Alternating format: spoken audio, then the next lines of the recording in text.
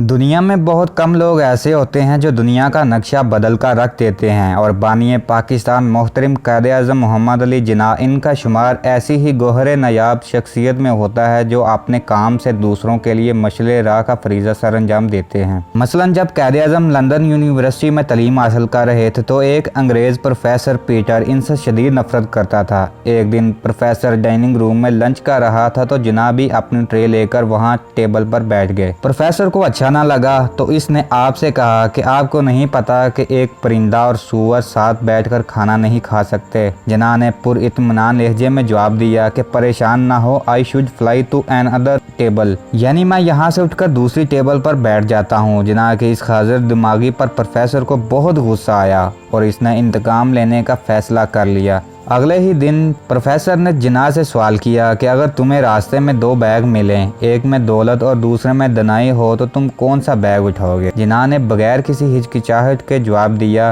कि दौलत।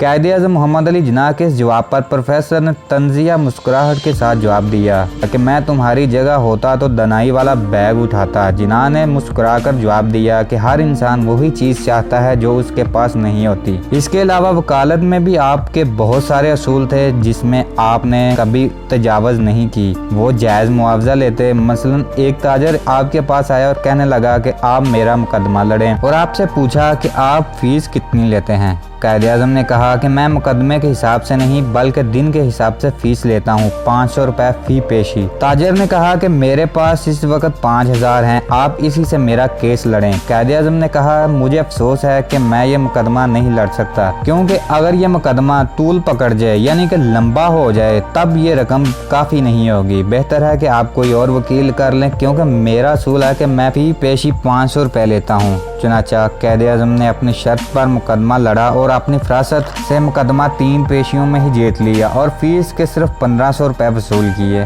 ताजर ने इस कामयाबी की खुशी में पूरे 5000 पेश करना चाहिए, तो कायद-ए-आज़म ने जवाब दिया कि मैंने अपना हक लिया है और जायद रकम लेने से इनकार कर दिया। शायर मशरक डॉक्टर अल्लामा इकबाल ने फरमाया, मोहम्मद अली जिन्ना को ना तो कोई ख़रीद सकता है और ना ही ये शख्स खयानत कर सकता है। आप इनकी जहानत का अंदाज़ा इस बात से लगा सकते हैं कि एक बार आप पार्लियामेंट के इजलास में शिरकत के लिए मुंबई से दिल्ली जाने वाली ट्रेन की फर्स्ट क्लास डिब्बे में सवार हुए, जो कि मुकम्मल तौर पर खाली था। ट्रेन चलने लगी तो एक खतून भी इसी डिब्बे में सवार हो गई। इसके पास एक छोटा सा बैग था। ये खूबसूरत और नौजवान लड़की थी। कायद-ए-आज़म मोहम्मद अली जिन्ना कहते हैं कि जब ट्रेन अपने सफ़र की तरफ रवाना हुई तो मैं अखबार पढ़ने में मसरूफ़ हो गया। अभी चंद लम्हे गुजरे नहीं थे कि इस लड़की ने मुझसे कहा कि मुझे 1000 रुपये दो वरना मैं ट्रेन की चेन खींच कर चीखूंगी। कायद-ए-आज़म ने कहा कि मैं खामोश रहा क्योंकि सूरत हाल बहुत ही शर्मनाक थी और सफ़र भी बहुत लंबा था। लड़की ने 2 से 3 बार अपनी डिमांड का बोला, लेकिन मैं खामोश ही रहा। मैंने यूँ महसूस करवाया कि मुझे कुछ सुनाई ही नहीं देता।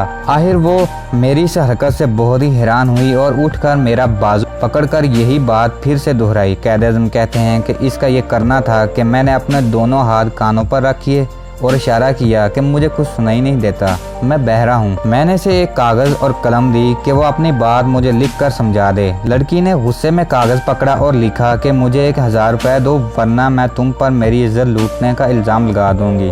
कायद-ए-आज़म मोहम्मद अली जिन्ना फरमाते हैं कि इसका ये लिखना था कि मैंने वो कागज़ अपनी जेब में डाला और ट्रेन की इमरजेंसी ब्रेक लगा दी। चंद ही लम्हों में ट्रेन रुकी और वहाँ मौजूद गार्ड्स मेरी तरफ आए और मैंने वो कागज़ उसे दे दिया और यूं इस औरत को गिरफ्तार कर लिया गया और मैं अपनी मंजिल की तरफ चल पड़ा। वो मज़ीद फरमाते हैं कि इस हादसे के बाद मैंने इरादा किया कि दोबारा मैं कभी खाली डिब्बे में नहीं बैठूंगा बल्कि पब्लिक के साथ ही सफ़र करूंगा। एक और वाक़या है कि आप एक दफ़ा अपने ड्राइवर के साथ कहीं जा रहे थे कि रास्ते में एक खतून मिली जिसने लिफ्ट का मुतालबा किया। रात का वक़्त था और दीगर ट्रांसपोर्ट भी दस्तियाब नहीं थी। चनाचा इस सूरत हाल को देखकर आपने खतून को साथ सवार कर लिया। सफ़र गुजरता रहा और कायद-ए-आज़म अपनी सिगरेट पीने में मसरूफ़ थे। खैर इस खतून की मंजिल आई और इसने चीखना चिल्लाना शुरू कर दिया। इस आदमी ने मेरे साथ गलत हरकत करने की कोशिश की है।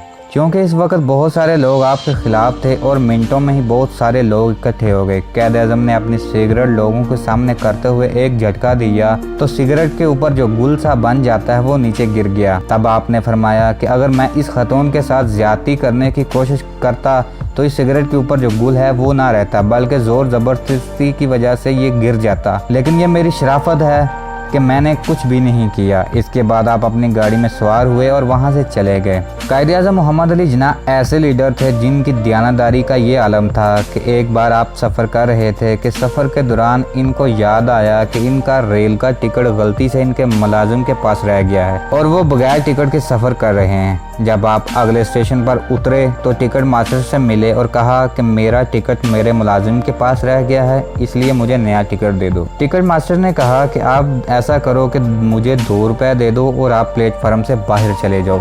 कायदे आज़म मोहम्मद अली जिन्नाह ये सुनकर तैश में आ गए और इससे कहा, तुमने मुझसे रिश्वत मांगकर कानून की खिलाफ वर्जी की है। बात इतनी बढ़ी कि लोग इकट्ठा हो गए। टिकट मास्टर ने लाख जान छुड़वाने की कोशिश की मगर कायदे आज़म ने उसे पकड़कर स्टेशन मास्टर के पास ले गए और आखिरकार रिश्वत लेने वाला कानून के शिकंजे में आ गया। मोहम्मद अली जिन्नाह वो लीडर थे जिनके बारे अंग्रेज़ों ने कहा था कि अगर हमें पता होता कि कायदे आज़म को इतनी बड़ी बीमारी है तो हम कभी पाकिस्तान बनने न देते। क्योंकि कायदे आज़म मोहम्मद अली जिन्नाह ने आखिरी वक्त तक अपनी बीमारी को पोशीदा रखा था। इनको मालूम था कि अगर इनकी बीमारी हिंदुओं और अंग्रेज़ों को पता चल गई तो हिंदुस्तान की तकसीम को वो मुअख्खर कर देंगे। इसलिए उन्होंने मरने से पहले अपने डॉक्टर से कहा कि पाकिस्तान हरगिज़ वजूद में ना था अगर इसमें फिजान नबवी सल्लल्लाहु अलैहि वसल्लम शामिल ना होती।